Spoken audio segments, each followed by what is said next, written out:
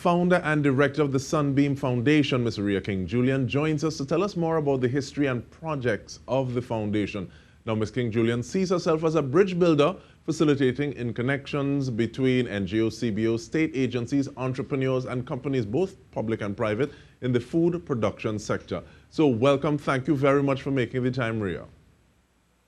Hi, thanks. I'm really glad to be here. That's a mouthful you just said for me there. Yeah, I took a deep breath, but but I want to stay on the topic of building bridges. Thanks to you. What is the importance of building bridges to solve common problems? Right. The thing is, no one, the cliche goes, no man is an island. At the end of the day, Trinidad has so many resources. It's literally about reaching out and, playing, dot to dot. Somebody may be a funder and has financial resources. Another person may have human resources. Another person, another community may be the one in need. So it's really about connecting those three. That's more or less what the foundation is about. Building bridges to produce meaningful, empowering results. And that kind of reminds me of something I've heard someone else say: don't let a lack of money be an excuse that you can't get something done.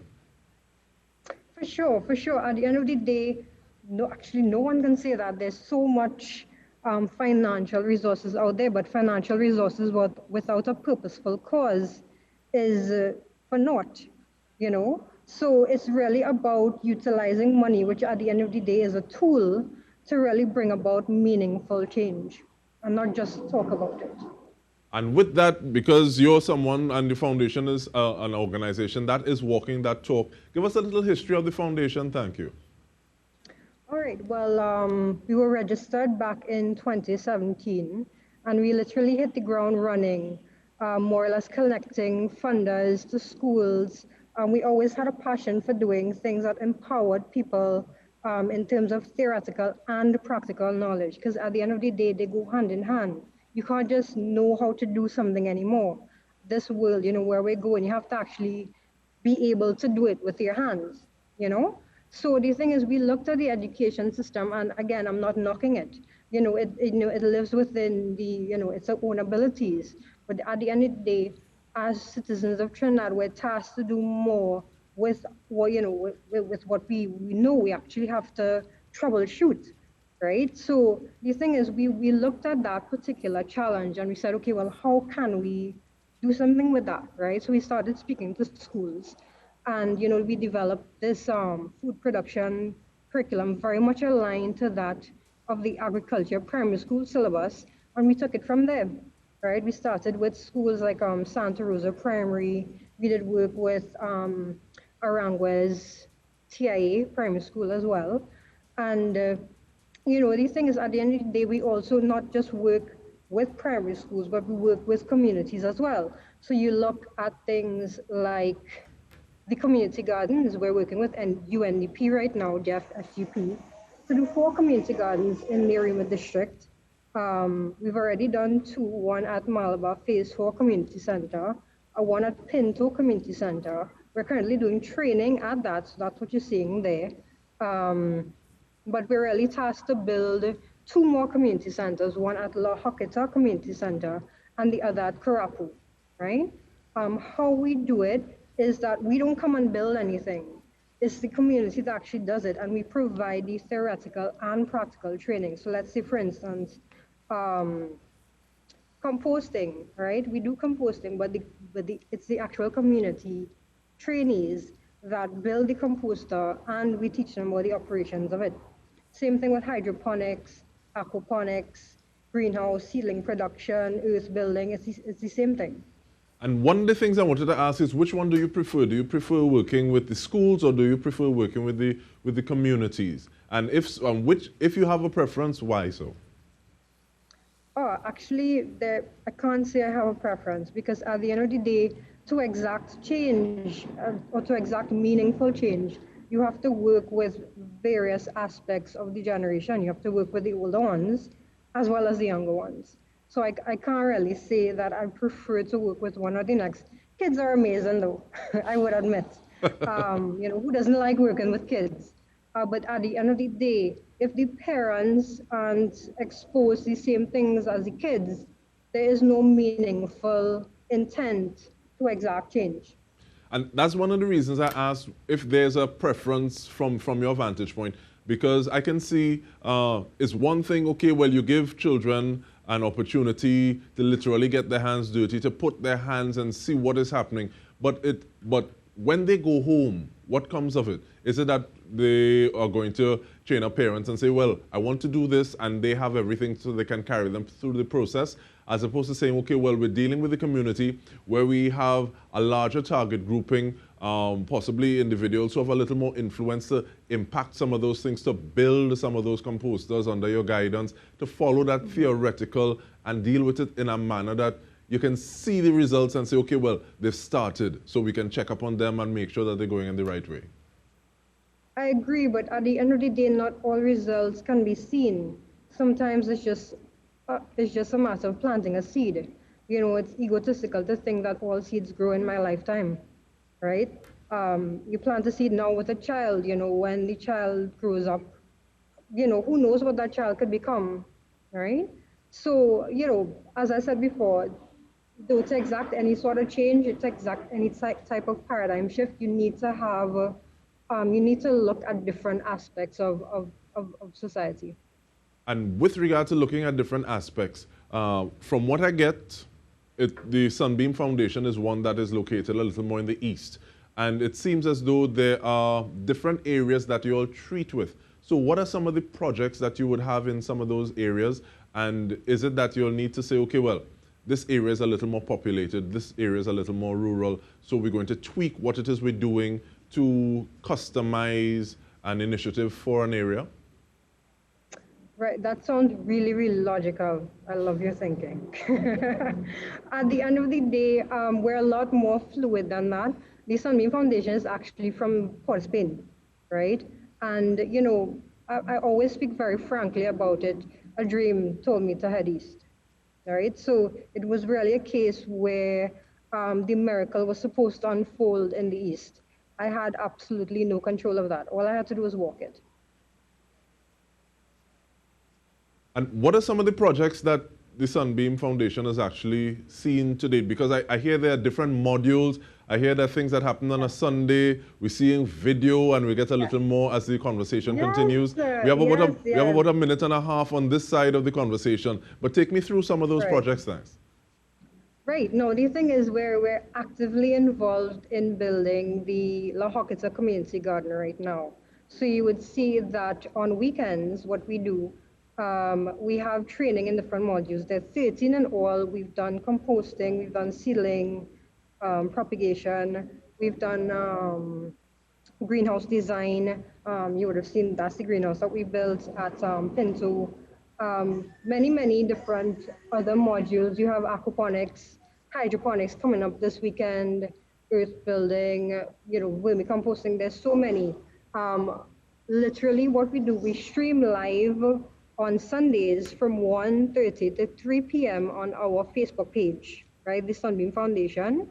And we have Zoom sessions Saturdays from 1 to 3, but you have to, not from 1 to 3, from 9 to 11, but you have to register for those. But we have training cohorts every Saturday and Sunday from 1 to 3, and then again from 4 to 6. And again, that's just to keep the cohorts small, because we really like to work with the intimate groups to be able to, you know, do the actual practical stuff. So again, we marry theoretical and practical knowledge. And in terms of getting a little more in-depth with the practical applications, we take a break. When we come back, that is what we're starting on. We're speaking with Ms. Rhea King-Julien about the Sunbeam Foundation. Stay with us.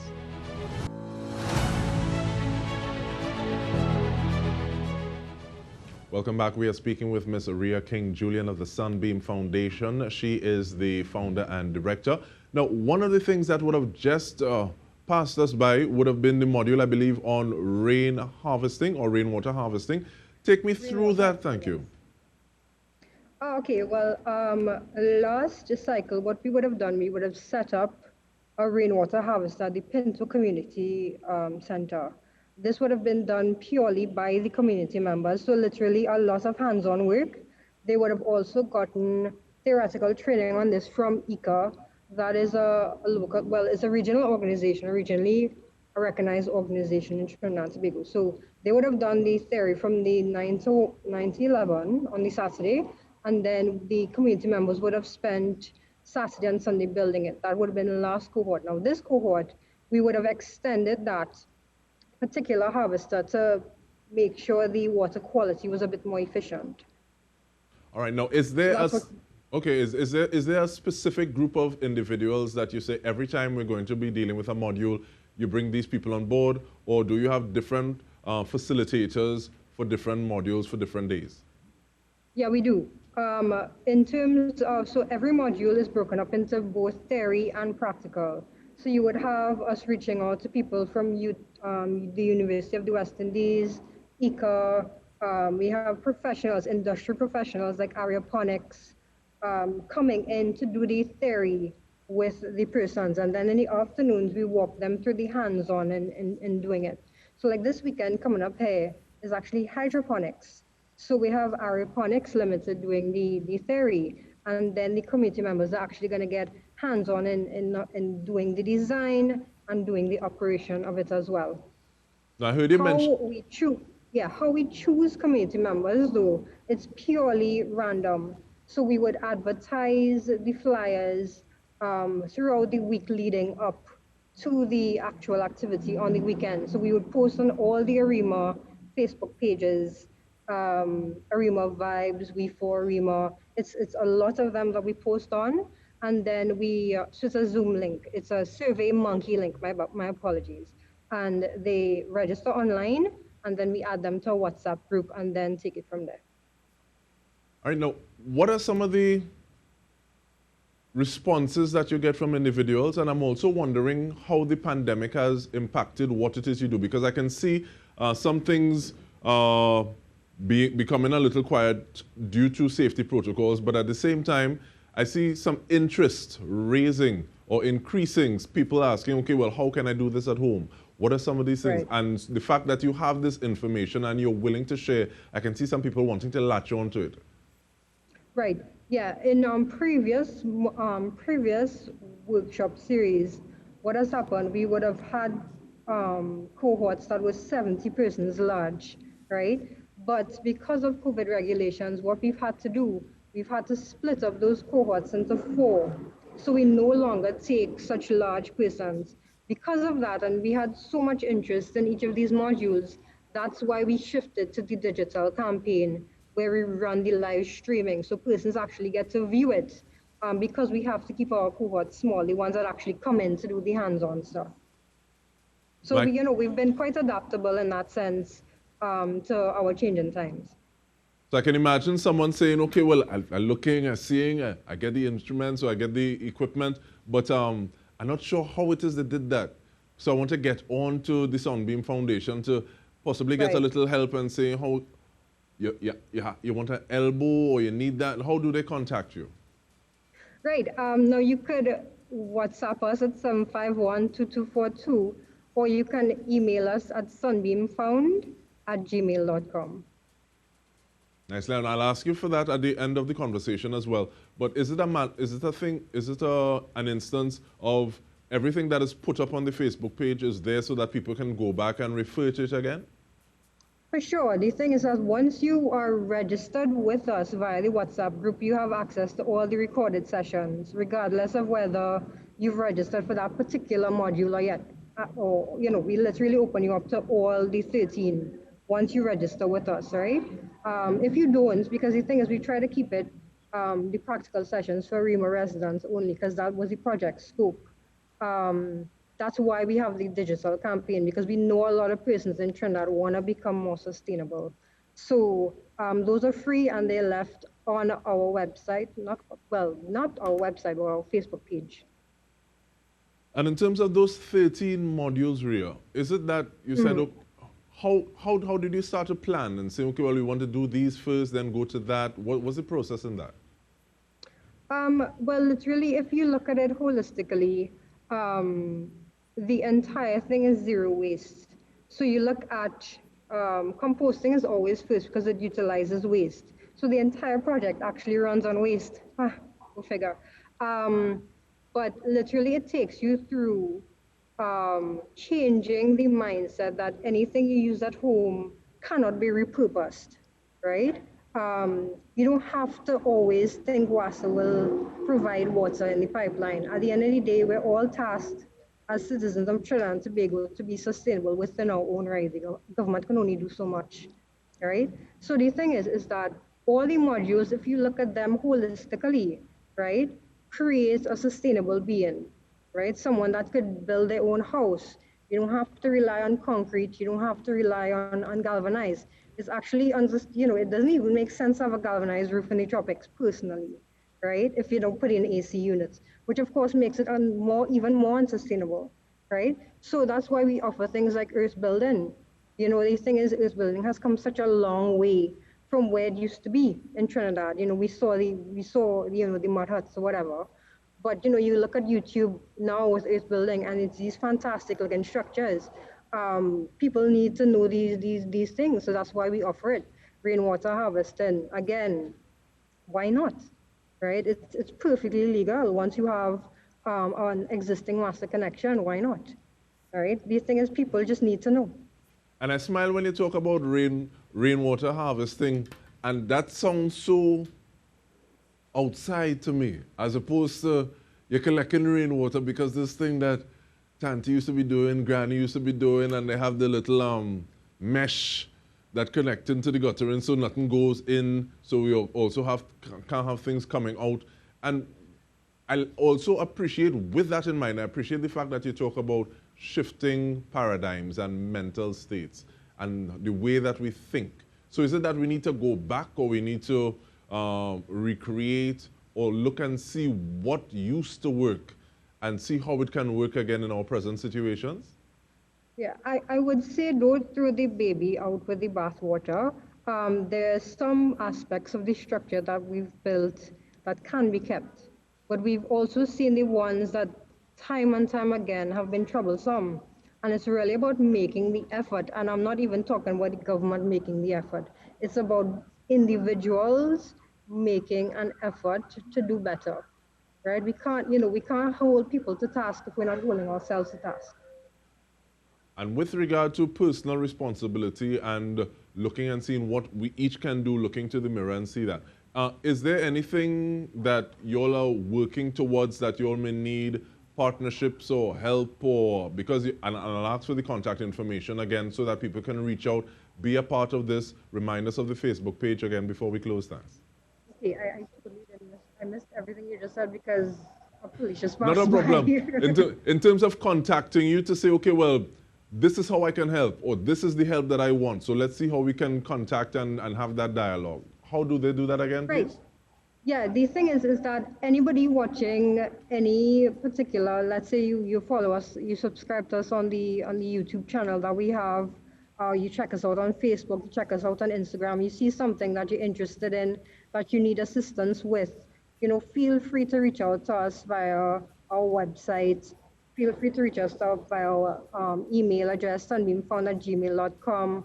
751-2242. You could WhatsApp us, and we can send technicians to you, or we could video chat with you to see how best we can assist. All right, so we want to thank you once again, Rhea King-Julien, founder and director of the Sunbeam Foundation, for the work that you are doing. And we want to thank you for tuning in this evening. On behalf of the entire news team, I'm DK Rosta. Have a good night.